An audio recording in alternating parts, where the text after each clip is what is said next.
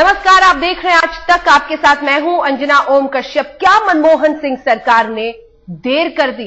अर्थव्यवस्था को दुरुस्त करने के लिए उन्होंने सुधारों का ऐलान तो किया है, लेकिन सवाल लगातार उठ रहे हैं कि क्या ये सही वक्त पर लिए गए फैसले हैं? आखिर 8 साल तक क्या कर रहे थे मनमोहन सिंह? क्या देर से लिए गए इस फैसले से देश का भला होगा?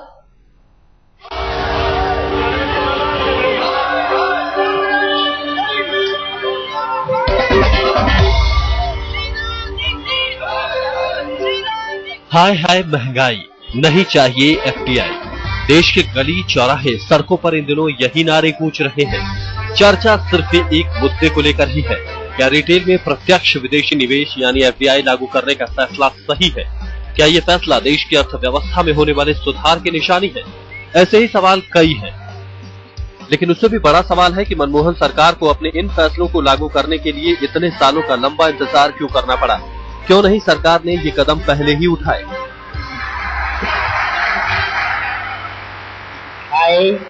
हाय मनमोहन सिंह 2004 से ही देश की सत्ता संभाल रहे हैं।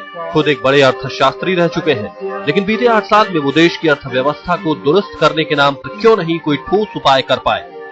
एफडीआई और डीजल की कीमत में बढ़ोतरी के बाद हाहाकार को देखते हुए खुद प्रधानमंत्री को देश के सामने सरकार के फैसले पर सफाई पेश करनी पड़ी और उन वजहों को देश की जनता के सामने गिनाना पड़ा जिसकी बिना पर अर्थव्यवस्था में सुधार लाने का ये फैसला लेना पड़ा। मैं खुदरा व्यापार यानी रिटेल ट्रेड में विदेशी निवेश की अनुमति देने के फैसले का जिक्र करना चाहूंगा। कुछ लोगों का मानना है कि इससे छोटे व्यापारियों को नुकसान पहुंचेगा। ये सच नहीं है।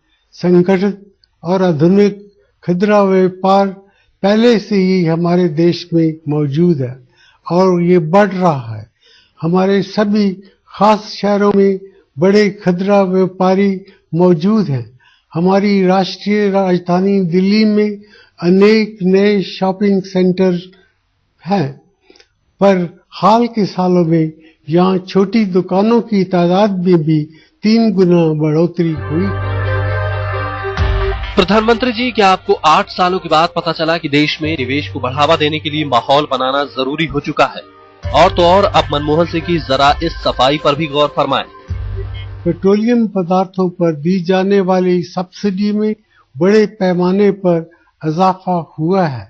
पिछले साल ये सब्सिडी 1,40,000 करोड़ रुपए थी।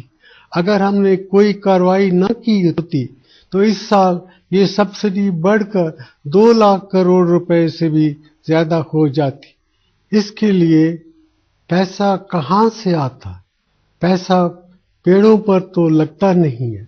अगर हमने कोई कार्रवाई नहीं की होती तो वित्तीय घाटा कहीं ज्यादा बढ़ जाता। चलिए ये मान भी लिया जाए कि पैसे पेड़ पर नहीं उगते, लेकिन पिछले 8 सालों में क्यों नहीं पैसों के जुगाड़ का आपने कोई इंतजाम किया? अब जब आपकी सरकार पर चौतरफा हमले हो रहे हैं, उस वक्त आपको सुधार के नाम पर इन फैसलों को लेने की क्या जरूरत आन पड़ी? वो इतनी दौलत है, यदि उसको ठीक कीमत पर बेचने का काम चले, उसको फोकट की चीज न माने, तो इस देश को किसी तरह की कोई सब्सिडी देने की जरूरत नहीं है। अपने आप सब तरह के खर्चे और सब तरह की सब्सिडी निकल आएगी। कोई जनता पे बोझ नहीं पड़ेगा।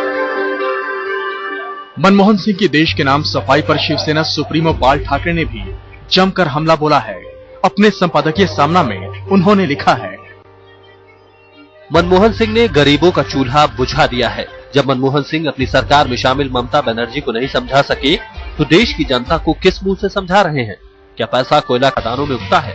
क्या पैसा बोफोर्स घोटाले में उगता है? क्या पैसा 2G स्पेक्ट्रम और स्विस बैंक में उगता है? क्या पैसा कॉमनवेल्थ गेम्स में उगता है? कांग्रेस के राज में चारों तरफ घोटालों के पेड़ उगाए हैं, जिनकी जड़ें बहुत गहरी हैं। हालांकि मनमोहन सरकार पर लगातार हमलों में उनका थोड़ा सा पक्ष रखने वाले एक शख्स वो भी है जो विपक्ष से ताल्लुक रखते हैं। मतलब कि जो जैसे अपने गौतम बुद्ध की का सेंटेंस है, with the urgency of a man whose hair are on fire, उस तेजी से जिससे कि एक व्यक्ति जिसका कि बाल जल रहे हो वो भागता है। उस तेजी से प्रधानमंत्री को जो उन्होंने 6-7 साल से चीजें नहीं की जल्दी से करनी चाहिए, जैसे कि ये इंफ्रास्ट्रक्चर प्रोजेक्ट्स की इंप्लीमेंटेशन। वैसे अरुण शौरी भी ये मानते हैं कि पीएम ने सुधारों को लागू करने के फैसले में देर भी लगाई। कटघरे में खड़ी यूपीए सरकार बार बार यही जवाब देती है कि मिली जुली सरकार की अपनी कुछ मजबूरियां होती हैं, लेकिन 1991 में बनी नरसिम्हा राव की सरकार भी एक अल्पमत सरकार थी। बावजूद इसके उस वक्त कांग्रेस की सरकार ने जो आर्थिक सुधार लागू किए वो अर्थशास्त्रियों की नजर में युगांतकारी थे। सवाल फिर वही, जब कांग्रेस की एक अल्पमत वाली सरकार आर्थिक सुधारों को सही तरीके से सही वक्त पर लागू कर सकती है, तो फिर मनमोहन सिंह सरकार को इतना वक्त क्यों लग गया? दिल्ली से रीमा पाराशर के साथ आज तक ब्यूरो। और यही सवाल है, सीधा सवाल, कि आखिर यही करना था तो फिर इतने बरस बर्बाद क्यों हुए? अगर वाकई ये सब कुछ करना प्रधानमंत्री जी इतना जरूरी था तो फिर इतनी देरी क्यों की गई? आपको पता था ममता बनर्जी तब भी इसी तरह से नाराजगी दिखाती, आज भी उन्होंने दिखाई। आपने इसी सरकार को एक वक्त पर न्यूक्लियर एनर्जी के मुद्दे पर खतरे में डाला था, तो फिर आर्थिक सुधारों में इतनी देरी क्यों गई? ये तमाम सवाल जो बेहद गंभीर है हम उठाएंगे इस मंच पर। हमारे साथ कई खास मेहमान इस पूरी बहस में जुड़ेंगे। सवाल बीजेपी के सामने भी है, क्योंकि आर्थिक नीतियों में दोनों ही पार्टी के, कांग्रेस या बीजेपी में बहुत फर्क नहीं दिखता है। इतिहास इस बात की गवाही देता है। हमारे कई खास मेहमान इसमें शामिल होंगे। सवाल यह है कि बाजार के नाम पर यह बवाल है या फिर ये सिर्फ बवाल का एक बाजार बिठा लिया गया है क्योंकि विरोध दिखाना है, सरकार पर हमला बोलना है। कुछ ही देर में तमाम राजनीतिक पार्टियों के भी सदस्य हमारे साथ इस चर्चा में जुड़ेंगे। इस वक्त हमारे साथ दो खास मेहमान जुड़े हुए हैं। हमारे साथ पुरंजय गुहा ठाकुरता साहब, राजनीतिक विश्लेषक, आर्थिक विश्लेषक, यहां पर स्टूडियो में मौजूद है, और सुनील अलग साहब हमारे साथ इस वक्त मौजूद हैं, जो कि फिक्की के एग्जीक्यूटिव कमेटी के सदस्य हैं। सबसे पहले सुनील अलग साहब, आपके पास आते हुए सवाल तो यह है, क्योंकि आप लोगों का इंडस्ट्री में सीधा सामना होता है तमाम राजनीतिक पार्टियों से, ये जो विरोध लगातार हो रहा है विपक्ष का, आप लोगों ने तो करीब से देखा होगा, बीजेपी भी एक वक्त पर यही सब कुछ करना चाहती थी।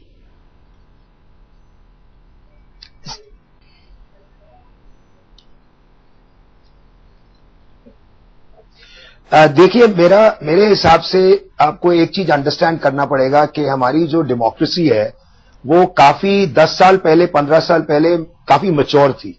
अभी जो जितनी इमेच्योरिटी आ गई है हमारी डेमोक्रेसी में, चाहे कांग्रेस हो, बीजेपी हो, जो भी हो, ममता बनर्जी हो, ये बहुत ज्यादा हो गया। और अगर आप दुनिया में देखें तो अगर डेमोक्रेसी इमेच्योर होती है तो गवर्नमेंट अनस्टेबल इमीडिएटली हो जाता है और पीपल को पे करना पड़ता है।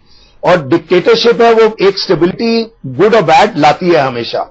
अब इमेच्योर डेमोक्रेसी में जो हो रहा है, एक तो ये प्रॉब्लम शुरू हो गई कि इतने सालों क्यों लग गए। दूसरी बात है कि हमारे प्राइम मिनिस्टर का तो मैं बिगेस्ट क्रिटिक था जब वो कुछ नहीं कर रहे थे जी। और जब कुछ नहीं कर रहे थे तो मैं उनको कहता था कि वो धृतराष्ट्र की तरह है। और द्रौपदी की जब चीरहरण हो रही है और द्रौपदी देश को माना जाता है, और चाहे बीजेपी कर रहे हैं, कांग्रेस कर रहे हैं, वो बेचारे कह रहे थे ये क्या हो रहा है, ये क्या हो रहा है।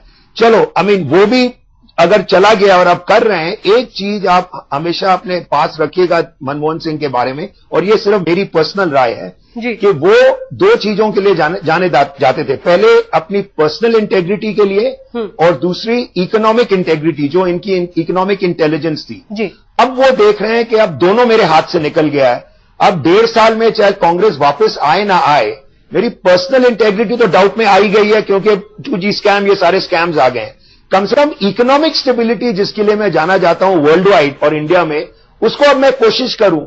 अब जब वो कोशिश कर रहे हैं तो अब बीजेपी अब रुकावट डालेगी ही डालेगी, क्योंकि उनके इंटरेस्ट में है कि इलेक्शन से पहले कांग्रेस कुछ ना करे जो देश को भलाई हो जाए। जहां भलाई होगी उनके लिए खराब है। तो 1.5 साल के लिए और देश को लटका दो, जितना लटका सकते हो लटकाए जाओ, और वो हो रहा है देश में मेरे हिसाब से। बिल्कुल। राशिद अल्वी साहब कांग्रेस के हमारे साथ सांसद और राष्ट्रीय प्रवक्ता जुड़ गए हैं। हमारे साथ रविशंकर प्रसाद जी, जो कि राज्यसभा में उपनेता है विपक्ष के, वो भी जुड़ गए हैं। अतुल अंजान साहब, सीपीआई के वरिष्ठ नेता, भी हमारे साथ जुड़ गए हैं। राशिद अल्वी साहब, तमाम आरोप आप पर सुनील अलग साहब की तरफ से, क्या वाकई चूंकि होना यही था, इतना खतरा आपको जब भी ये फैसला आप लेते आपको मोड़ लेना था, तो फिर ये देरी क्यों हो गई? आखिर ये देरी क्योंकि अब ऐसी नौबत आ गई है कि शायद बहुत कुछ हासिल ना हो पाए।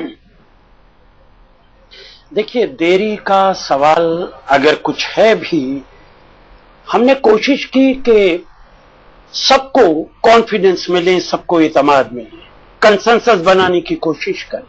आपको याद होगा कि हम एफडीआई पहले करना चाहते थे, लेकिन एक बार फिर शोर हुआ कि ये देश के हितों में नहीं है।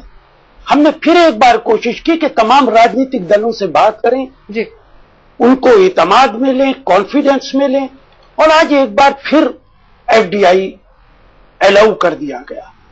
मैं पूछना चाहता हूं, भारतीय जनता पार्टी के अपने मैनिफेस्टो के अंदर है 2004 में या 2009 में, मुझे ठीक याद नहीं है जी, कि अगर हम सरकार में आए तो हम एफडीआई को अलाउ करेंगे। आप आएंगे तो अलाउ करेंगे, हम आएंगे तो अलाउ नहीं करने देंगे। आप अमेरिका गए जसवंत सिंह जी न्यूक्लियर डील की बात करने के लिए, वहां पे सवाल उठा कि क्या इस डील को पार्लियामेंट में पास कराना जरूरी है। जसवंत सिंह जी ने कहा नहीं, जो हम फैसला कर देंगे वो फाइनल है, पार्लियामेंट में जाने की जरूरत नहीं है। आप जाएं तो डील करना चाहते हैं, हम न्यूक्लियर डील करें तो हमारी मुखालफत आप करेंगे। आपने 13 बार पेट्रोल और डीजल की कीमत बढ़ाई, आपने बढ़ाई तो ठीक बढ़ाई जी, हम बढ़ाएंगे तो आप हमारी मुखालफत करेंगे। ठीक है। रविशंकर प्रसाद जी हमारे साथ हैं, राशिद साहब सीधे उन्हीं से जवाब ले लेते हैं। रविशंकर प्रसाद जी, शुरुआत इसी बात से हुई थी कि दोनों की ही आर्थिक नीतियों में बहुत ज्यादा फर्क नहीं है। फर्क सिर्फ इस बात से होता है कि कौन सत्ता पक्ष है, कौन विपक्ष है। ये बवाल का बाजार है, जो बाजार पर बवाल मचाया जा रहा है। सवाल बहुत सीधा है, क्योंकि 2004 में आपके मैनिफेस्टो में है, ये वही सरकार है जिसने डिसइन्वेस्टमेंट मिनिस्ट्री बनाई थी। ये वही सरकार आपकी एनडीए की थी जिसने 13 दिन में एनरॉन को इजाजत दे दी थी। तो क्या सिर्फ हंगामे के लिए ये सब कुछ हो रहा है? सर, पहले बात मैं एक को बता दूं, ना बीजेपी के मैनिफेस्टो में था, ना एनडीए के मैनिफेस्टो में था। एक चर्चा का पेपर निचले स्तर के पदाधिकारियों ने बताया था, लेकिन हम लोगों ने पॉलिटिकल लेवल पर कैबिनेट में फैसला किया कि हम एफडीआई रिटेल में नहीं लाएंगे। और संसद में जब इनकी पार्टी के दाशमुंशी साहब ने कहा था कि देश के ऊपर एक खतरा आ रहा है, तो अरुण शौरी ने साफ साफ कहा कि हम ऐसा कुछ नहीं करने जा रहे हैं। देखिए, आप एक बात बता दें, आप समझिए इस बात को, रिफॉर्म जरूरी है। हमने नेशनल हाईवे लाया, हमने बिजली कानून में परिवर्तन किया 2003 में, कुछ डिसइन्वेस्टमेंट भी किया, इंश्योरेंस बैंकिंग रेगुलेशंस में और सहूलियत दी हम लोगों ने। तो ऐसी बात नहीं है कि रिफॉर्म के हम विरोधी हैं, लेकिन हर पॉलिसी चेंज रिफॉर्म नहीं होता। और एफडीआई रिटेल देश के हित में नहीं है। देश के 5 करोड़ लोग जो हैं, इसके कारण बहुत अधिक प्रभावित होने वाले हैं। मैं एफडीआई के रिटेल के बारे में 2-3 बातें स्पष्ट रूप से कह देना चाहता हूं। वॉलमार्ट का विरोध क्यों होता है अमेरिका में? लॉस एंजलिस में 30 जून को 10,000 लोग सड़कों पे आ गए। शिकागो के ऑस्टिन में ये आए 3 साल पहले, लगभग 80 रिटेल दुकानें बंद हो गई। ये बड़ी बात जान लीजिए कि अगर किसानों को इतना फायदा होता तो ये $1 बिलियन की सब्सिडी फार्म एक्ट 2008 के मुताबिक अमेरिका में वहां के किसानों को क्यों दी जाती है? यूरोप के किसान, जापान के किसान सड़कों पर क्यों आते? ये बड़े सवाल है, क्योंकि वॉलमार्ट ऐसे लोग छोटे कम पैसे वाले जगह से माल खरीदते हैं और रविशंकर जी, ठीक है, आपने अहम कुछ मुद्दे उठाए, इस पर भी आगे चर्चा करेंगे कि नतीजे को लेकर बहस, लेकिन कुछ कंफ्यूजन है आपकी पार्टी की स्टैंड को लेकर। क्या मई 2002 में पहली बार एनडीए ने प्रपोज नहीं किया था? क्या 2004 में 26% एफडीआई रिटेल में हो, इस तरह का आप लोगों की तरफ से प्रपोज नहीं किया गया था? क्या वो जो नोट जिसका जिक्र बार बार हो रहा है, note for GoM on FDI, जिसमें यशवंत सिन्हा ने जिसे चेयर किया था, उसमें ministry of commerce and industry जो उस वक्त डीएमके के मुरसली मारन के पास था, उस वक्त ये रेकमेंड नहीं किया गया था कि 100% एफडीआई हो। विचार तो आपने भी किया था ना इस पर, आप लोग भी मानते थे कि इसी में आर्थिक उद्धार है एक वक्त पर, इतना मान लीजिए।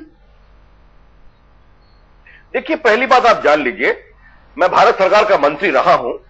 एक अंतिम फैसला होता है विभागीय, वो विभाग का मंत्री करता है। दूसरा जो कैबिनेट के क्षेत्र में आता है वो कैबिनेट करता है। एक ज्वाइंट सेक्रेटरी अगर एक कॉन्सेप्ट पेपर बनाता है तो वो सरकार का फैसला नहीं होता। मैं तो आपको ईमानदारी से कह रहा हूं, लोगों ने प्रयास किया, विदेशी कंपनियों ने प्रयास करवाया, लेकिन हमारी कैबिनेट ने सुविचारित निर्णय लिया कि एफडीआई रिटेल देश के 5 करोड़ लोगों के हित में नहीं है। और मैं आपसे एक सवाल पूछता हूं, जवाब दिलवाइए श्रीमान राशिद अलवी साहब से। नेशनल हाईवे क्यों बंद हो गया? हमारे समय में 11 किलोमीटर पर डे, ये कहते बढ़ाएंगे 20 किलोमीटर, आज 2 किलोमीटर पर आफत है।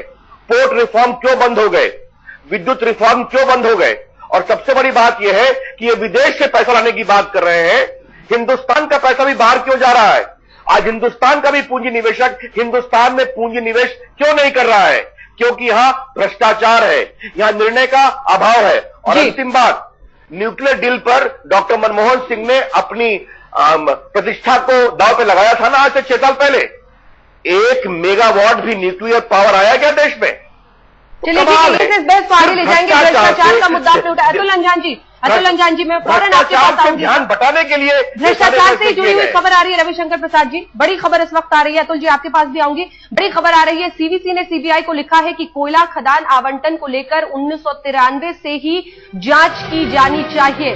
बेहद अहम ये, और इसके साथ ही सवालों के घेरे में वो तमाम सरकारें आ जाएंगी जो कि 1993 के बाद से सत्ता में रही हैं, जिसमें एनडीए यानी भारतीय जनता पार्टी की सरकार हो या फिर कांग्रेस की सरकार हो। सवाल यही है कि दुरुस्त आए कदम जो उठाए हैं प्रधानमंत्री ने, उसको सराहा जा रहा है आर्थिक नजरिए से, कई जो एक्सपर्ट्स हैं वो कह रहे हैं, लेकिन बहुत देरी हो गई क्या? इसी पर हम चर्चा कर रहे हैं। सीधे रुख करते हैं, हमारे साथ अतुल अंजान साहब भी मौजूद है इस वक्त। अतुल जी, आपने सवाल मेरा ब्रेक के पहले सुन लिया था, उसी में एक और सवाल जोड़ देती हूं। पश्चिम बंगाल में तो आपने बहुत करीब से देखा है, आर्थिक सुधारों को नकारते रहने से जनता आपके साथ नहीं आएगी, उन्हें विकास चाहिए, नौकरियां चाहिए। और मैं अगर इसी प्रश्न को उल्टा करके अंजना जी आपसे कहूं कि तमाम आर्थिक सुधार करते करते केंद्र के मनमोहन सिंह की सरकार की थू-थू फजीयत हो रही है और हम आर्थिक सुधार नहीं किए, और आजादी के बाद हिंदुस्तान में जवाहरलाल नेहरू और इंदिरा गांधी जैसे कद्दावर नेता भी किसी राज्य में कांग्रेस पार्टी की सरकार निरंतर 20 साल नहीं चला सके, और कम्युनिस्ट पार्टी की सरकारों ने 35 साल एक के बाद एक तरीके से राज किया, और एक सिंगूर और नंदीग्राम की गलती ने उनको सत्ता से बाहर कर दिया। यानी सिंगूर और नंदीग्राम को सिर्फ आप गलती मानते हैं जब आपने अपनी ही कंपनी, अपनी ही देश की कंपनी को। एक पॉइंट मैं जरा रेस करूं प्लीज। मैं एक चीज जो रविशंकर प्रसाद जी ने कहा था, मैं सिर्फ एक पॉइंट रेस करता हूं। रविशंकर प्रसाद जी, अगर आप कहते हैं 5 करोड़ लोग विल बी डिस्ट्रॉयड, बिग बाजार चल रहा है, स्पेंसर्स चल रहा है, रिलायंस चल रहा है, एक भी दुकान बंद हुआ है, आप ऐसा हवा क्यों लगाते हैं कि 5 करोड़ के दुकान बंद हो जाएंगे? वॉलमार्ट के अगेंस्ट जो चल रहा है वो एफडीआई रिटेल के बारे में अमेरिका में नहीं चल रहा है। टेस्को बहुत बढ़िया काम कर रहा है यूके में, कारफूर बहुत बढ़िया काम कर रहा है फ्रांस में। आप वॉलमार्ट के अगेंस्ट है, मैं आपके साथ हूं। आप एफडीआई के रिटेल के अगेंस्ट है, मैं आपके साथ में नहीं हूं। तो आप जरा वॉलमार्ट का हवा मत दिखाइए, क्योंकि वो बड़ी कंपनी है। You don't throw the baby out with the bath water and to say that they will come. And 5 crore लोग कौन से दुकान बंद हुए हैं अभी तक? जितने हमारे रिटेल शुरू हो गए, तो एफडीआई आ जाएगा। लाइन लगा हुआ है क्या? लाइन लगा हुआ है बाहर अंदर आने के लिए। वॉलमार्ट को गुनाहगार बनाकर बाकी लोगों को सर्टिफिकेट देकर बिल्कुल आप इस देश के अंदर एफडीआई रिटेल में लाने की वकालत कर रहे हैं एक नए तरीके से। ऐसे एग्जाम्पल मत दीजिए, खूबसूरत तरीका है। रविशंकर प्रसाद जी इसका जवाब देना चाह रहे हैं। रविशंकर प्रसाद जी, 2004 में जसवंत सिंह ने कहा था कि केंटकी को ढाबा हिंदुस्तान के इतने मजबूत है कि खदेड़ देंगे, हमारी शरबत हमेशा भारी पड़ेगी कोका कोला और पेप्सी पर। ये आप ही की पार्टी के फाइनेंस मिनिस्टर ने उस वक्त कहा। देखिए, पहली बात, मैं एक बार कौन सज्जन ने मेरे ऊपर टिप्पणी की, मैं उनका नाम नहीं जानता सुनील अलग जी है, लेकिन मैं उनसे बहुत विनम्रता से, मैं तो अलग जी हैं, तो मैं उनसे बहुत विनम्रता से एक बात कहना चाहूंगा। हम देश के जो लोग रिटेल में हैं उनका कहां विरोध कर रहे हैं? चाहे देश के लोग रिटेल में आ रहे हैं, अच्छी बात है, मैं किसी का नाम नहीं लूंगा। सवाल है FDI, foreign investment in retail. आप जरा शांत रहिए, मुझे अपनी बात बोलने दीजिए, मैंने आपको डिस्टर्ब नहीं किया, please wait for your turn. तो मैं जब कह रहा हूं कि जो विदेशी एफडीआई रिटेल 51% आ रहा है, जिसका सबसे बड़ा प्रतीक वॉलमार्ट है, और एक आंकड़े आपको देना चाहता हूं, लगभग जितना अरबों रुपया यहां पे लगा हुआ है, उससे लगभग 5 करोड़ लोगों को नौकरी मिलती है जी। उतना ही अरब का डॉलर वॉलमार्ट का इंटरनेशनल टर्नओवर है, और उनके दुनिया में सिर्फ 27 लाख लोग काम करते हैं। ये कड़वी सच्चाई है जिससे आप अलग नहीं जा सकते। भारत का रिटेल हजारों वर्ष पुराना है, छोटे से गांव से लेके मुफस्सिल से लेके ऊपर तक। तो सिंगल, अब मैं आपसे पूछूं कि ये हॉर्टिकल्चर में टोटल एफडीआई परमिटेड है, कितने लोग आए यहां पर? क्यों नहीं आए? एफडीआई खुलवा के क्यों आना चाहते हैं? आज हिंदुस्तान का मॉडल है, यही से ब्रेक को आगे लिए चलेंगे। ये बहुत अहम सवाल रविशंकर जी आपने उठाया है। यही सवाल का जवाब परंजय जी से लेंगे ब्रेक के बाद कि क्या वाकई इसलिए सिर्फ यहाँ पर क्योंकि मुनाफा दिखता है विदेशी कंपनियों। सवाल यही कि प्रधानमंत्री ने कदम तो उठाया, लेकिन क्या कदम उठाते उठाते बहुत देर हो गया? क्या अर्थव्यवस्था ऐसी हालत पर पहुंच चुकी है, बहुत नाजुक स्थिति है, आईसीयू में है? ऐसे में ये कदम क्या ऐसे कदम है जो बहुत देरी से उठाए गए हैं? सभी खास मेहमान हमारे साथ लगातार बने हुए जिनसे हम चर्चा कर रहे हैं। परंजय जी आपसे मैं बात नहीं अभी तक कर पाई हूं। सवाल ये है जो रविशंकर जी कह रहे हैं, हॉर्टिकल्चर है, तमाम ऐसी जगह है जहां पर है एफडीआई, लेकिन विदेशी कंपनियां नहीं आती हैं। वो तो अपना मुनाफा देखेंगी ना, उनको भी तो दिखेगा कि इतना बड़ा बाजार है भारत, वहीं वो आना चाहेंगी। तो अगर पैसा आ रहा है और उनको भी फायदा हो रहा है, ये सोचकर ही आगे बढ़ना होगा। देखिए अंजना जी, मैं सुन रहा था आपका जितने सारे मेहमान कह रहे हैं। देखिए आज आपने पहले जो बताया, आज कांग्रेस और भारतीय जनता पार्टी का आर्थिक नीति में खास कुछ फर्क नहीं है। वो जो सत्ते में है वो विरोधी दल में जब चले जाते हैं वो एक ही नीति को विरोध करते हैं। देखिए ये जो मुद्दा है एफडीआई एंड रिटेल, आज नहीं बहुत सालों से इसके ऊपर चर्चा चल रही है। अगर सचमुच किसान को ज्यादा पैसा मिलेगा, उनका जो भी वो उत्पादन कर रहे हैं खेतों में, और सचमुच अगर उपभोक्ता को कम पैसा मिलेगा, कम पैसे में वही चीज मिलेगा, तो ये कौन विरोध करेगा? क्या सारे हमारे देश के लोग एकदम उनका दिमाग खराब हो गया कि ऐसा नीति को विरोध करेगा? असली बात ये नहीं है। असली बात है कि वॉलमार्ट आज विश्व के सबसे बड़े कंपनीज में एक है। आज वॉलमार्ट का पूरा ट्रैक रिकॉर्ड आप देखिए, टर्की में देखिए, मेक्सिको में देखिए, थाईलैंड में देखिए, चीन में देखिए, हर एक लोग जब बड़े कंपनी बड़े रिटेल में आते हैं, आप देखते हैं 6-7 लोगों का नौकरी खत्म हो जाता है। ये अमेरिका में वहां के स्टडीज कह रहे हैं। न्यूयॉर्क टाइम्स ने एक पूरा जांच किया था मेक्सिको में। आज यूएस हाउस ऑफ रिप्रेजेंटेटिव्स का इन्वेस्टिगेशन चल रहा है कि वॉलमार्ट सचमुच घूस देके फॉरेन करप्ट प्रैक्टिसेस एक्ट का उल्लंघन किया कि नहीं। असली बात यह है, देखिए ये जो एफडीआई एंड रिटेल आके हमारे देश में ऐसा नहीं है कि अचानक सब कुछ परिवर्तन हो जाएगा, हम एकदम सब कुछ सुधर जाएगा। असली बात है कि देखिए ये जो अब कोल्ड चेन की बात कर रहे हैं, ये रिटेल की बात कर रहे हैं, अभी क्यों नहीं हो रहा है? ऐसा क्या नया तकनीक है, ऐसा क्या नहीं लाएंगे वॉलमार्ट या कैरपोर ये जो हमारे देश में है? राशिद जी ठीक है, बहुत अहम सवाल राशिद जी के पास ये विदेशी कुछ बहुराष्ट्रीय संस्था का दबाव के ऊपर सरकार कह रहे। राशिद जी ये बहुत अहम सवाल है क्योंकि दबाव की बात हो रही है। इसके साथ ही सर एक सेकंड, चीन ने भी ये सब कुछ किया था, लेकिन जब वो एफडीआई लेकर आए थे तो उन्होंने कहा था कि 6 शहरों में होगा, या फिर उन्होंने 22 से 24% के आसपास किया था। ये फुल हॉग मतलब जिसको कहते हैं, आप पूरे तरीके से खोल रहे हैं बाजार को। अगर वॉलमार्ट वाकई इस तरह का उसका इतिहास रहा है, क्या आपने इसके लिए आप कह सकते हैं कैप्स लगाए हैं या चेक पॉइंट्स लगाए? देखिए एक तो ये पॉलिसी एफडीआई जो इन्वेस्टमेंट है ये वॉलमार्ट के लिए नहीं है। जब से एफडीआई है मैं सुनते सुनते थक चुका हूं वॉलमार्ट का नाम, हर आदमी उसके खिलाफ बोल रहा है। बाहर की कोई भी कंपनी अगर इन्वेस्ट करना चाहती है तो कर सकती है, हिंदुस्तान के कानून के मुताबिक, जो सरकार बनाएगी उस कानून के मुताबिक। वो वॉलमार्ट हो कि कोई दूसरी कंपनी हो, वो यहाँ पे इन्वेस्ट कर सकती है। लेकिन कहा जा रहा है गांव का आदमी, गांव का करेने का दुकानदार खत्म हो जाएगा। गांव के लिए ये स्कीम ही नहीं है, ये स्कीम उन शहरों के लिए है जिसकी आबादी 10 लाख से ज्यादा। वो 50 शहर हैं पूरे हिंदुस्तान के अंदर। उन शहरों में आज भी बड़े बड़े मल्टीनेशनल्स अपने माल्स खोले बैठे हैं जी। तो इसको समझाने की जरूरत है। अपोजिशन आज न्यूयॉर्क में फिगर 5 करोड़ की फिगर मैं नहीं समझता कहां से आई है। रविशंकर प्रसाद जी मेरे बड़े अजीज दोस्त हैं, उनकी तबीयत खराब है, मैं उन पे सवालों का बोझ नहीं डालना चाहता, लेकिन आपका मैनिफेस्टो मेरे पास है। अगर आप कहें तो मैं उसे दिखाऊं। राशिद जी एक चीज और आपसे कहना चाहता हूं। आज रविशंकर जी आज न्यूयॉर्क में आंदोलन चल रहा है वॉलमार्ट के खिलाफ। वहां पे शहर में आने नहीं दे रहे, बोले आप छोटे शहर में चलिए जाइए, आप गांव में चले जाइए। ये अमेरिका में हो रहे हैं, हमारे देश में नहीं, अमेरिका में हो रहे हैं। उन्होंने कड़वी सच्चाई को बहुत वक्त बाद अब समझाया। रविशंकर जी वो कह रहे हैं आपके मैनिफेस्टो में था और ये भी कहा था उस वक्त। देखिए मैंने आपसे पहले भी जी मैंने आपसे पहले भी कहा था, इस बात को समझिए कि कॉन्सेप्ट पेपर में कुछ लोगों ने चर्चा किया 2002 में भी 2004 में भी,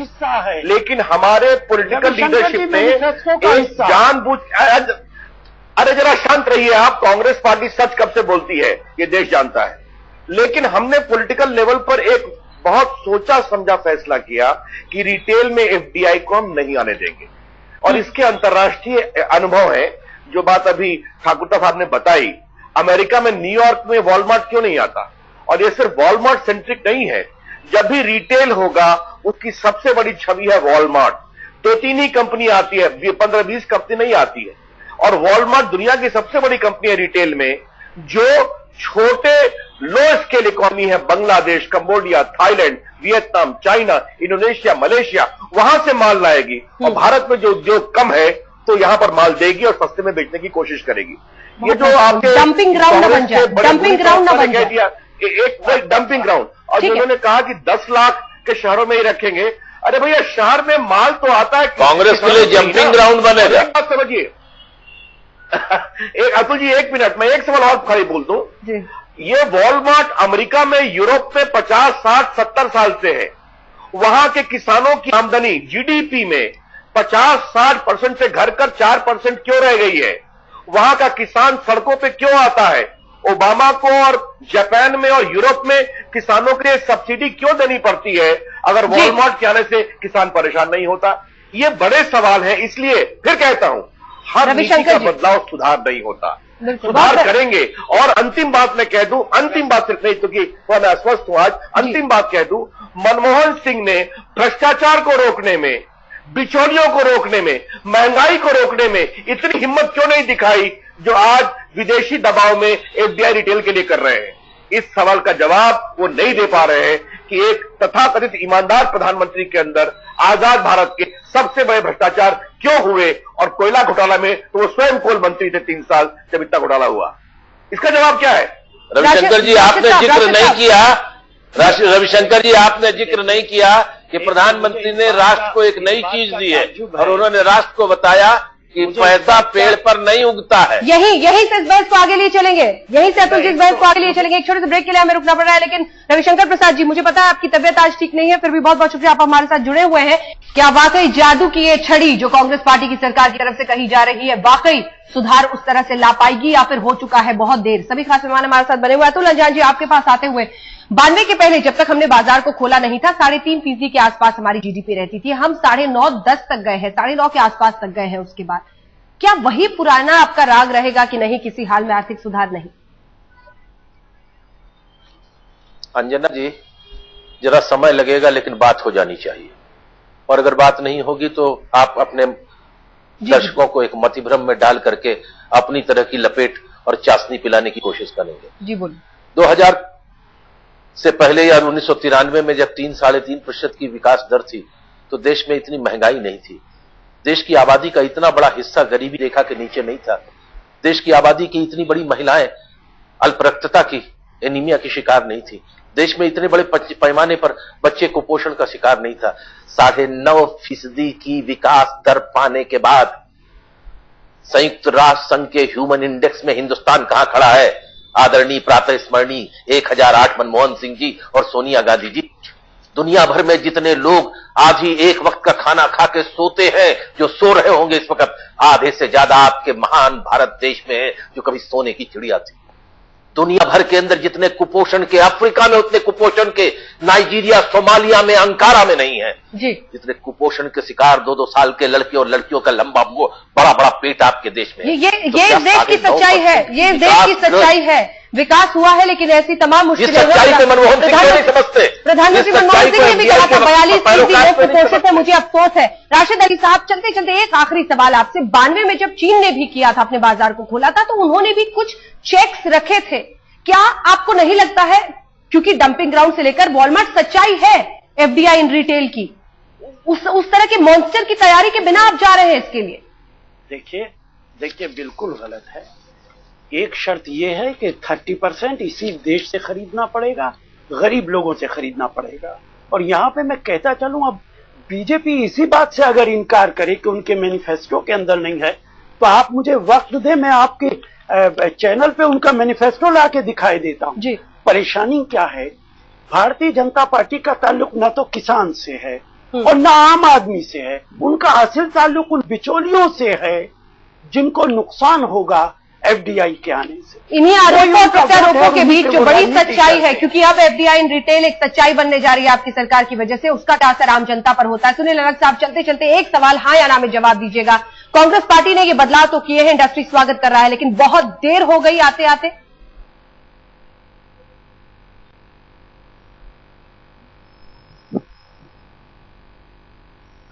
उन तक हमारी आवाज नहीं पहुंच रही। आप सभी को बहुत जी अंजना जी सुनिए, देर हो गई तो कोई बात नहीं है, कम से कम अब तो हो रही है, तो अब तो मत रोको। यहीं पर इस बहस का अंत करना पड़ेगा। वो कह रहे हैं कि देर तो जरूर हुई है, लेकिन ये जरूर कहा जा रहा है कि कम से कम इन आर्थिक सुधारों के जरिए अब कुछ हासिल हो जाएगा। बहरहाल इंतजार करना होगा। आप देखते रहिए आज तक।